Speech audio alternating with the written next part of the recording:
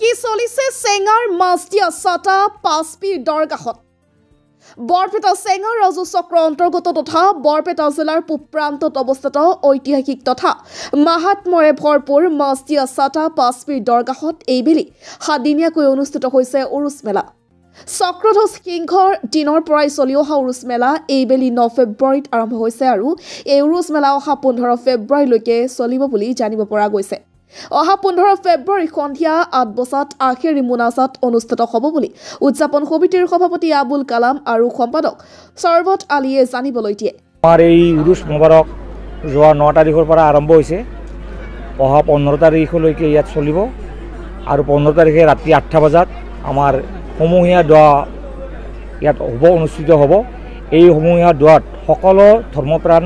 ৰাইজ হিন্দু মুছলমান সকলোৱে আমাৰ অংশগ্ৰহণ কৰে আগে বছৰৰ পৰা এইটো হৈ আছে মিলাপ্ৰীতিৰ আমাৰ এটা নিদৰ্শন হৈ আছে হিন্দু মুছলমানৰ সমন্বয়ৰ থলীলৈ ৰূপান্তৰিত হৈছে মাছদিয়া চাটা পাঁচপিৰ দৰগাহ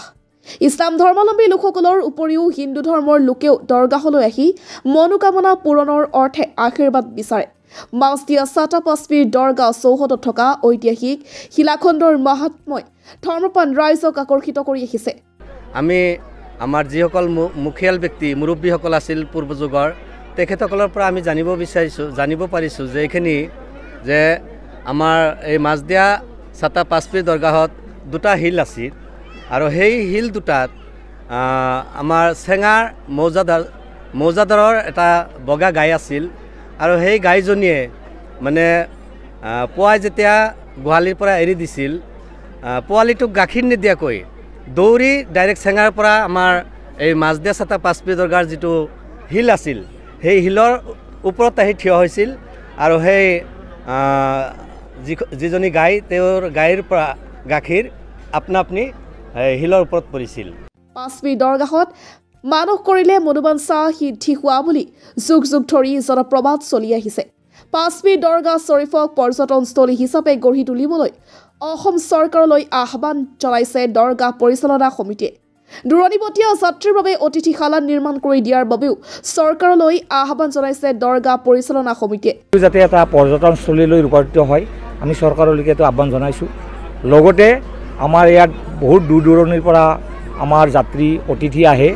তেওঁলোকক এটা থকাৰ সুব্যৱস্থাৰ কাৰণে এটা অতিথিশালা যাতে চৰকাৰে আমাক আগবঢ়ায় এইটো আমাৰ আবেদন থাকিল উৰুছ মেলাৰ সমান্তৰালকৈ চলিছে বাণিজ্য মেলা পৰিয়ালৰ নিত্য ব্যৱহাৰ্য সা সামগ্ৰীসমূহ উপলব্ধ হৈছে উৰুছ মেলাৰ বাণিজ্যিক বিপণীসমূহত 500 টকীয়া ৰসগোল্লাৰ সোৱাদ ল'বলৈ ৰসগোল্লাৰ দোকানত ভিৰ কৰা পৰিলক্ষিত হৈছে উৰুছ মেলাৰ প্ৰতিটো কাৰ্যসূচীতেই ধৰ্মপ্ৰাণ ৰাইজৰ সহায় সহযোগিতাৰ উপস্থিতি কামনা কৰিছে উদযাপন সমিতিয়ে তাৰ লগতে পাথৰখন আমাৰ আটাই কোৱা মতে এওঁলোকে দেখা পাইছে কিমান দিন আগত আমি কোনো নাজানো আৰু এটা গছ আছে সৰু এই গছটোৰ বয়স কিমান কোনো নাজানে গতিকে সেইকাৰণে এই মানুহখিনি তাতে আৰু মানত কৰে মানতখিনি পূৰণ হয় আৰু পাঁচপিৰ দৰগাহতো বহুত মানুহে আহি মানত কৰে এই মানতখিনি আল্লাই সিহঁতৰ পূৰণ কৰে